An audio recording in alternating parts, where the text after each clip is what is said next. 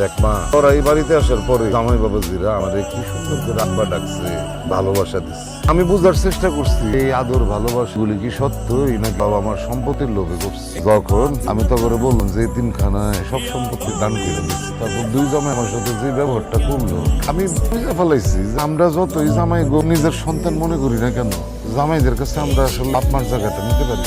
তারা আম করে আদর করছে, ভালোবাসা দিয়েছে শুধুমাত্র সম্পত্তির লোভে। আর শ্বশুর শাশুড়ির যদি সহায় সম্পত্তি না থাকে তাহলে তো কাম শ্বাস। 6 মাসেও শ্বশুর শাশুড়ির খোঁজ এই জামাইরা নেন। শ্বশুর শাশুড়ি খাইয়া আছে না খাইয়া থাকো, কিছু যায় আসে।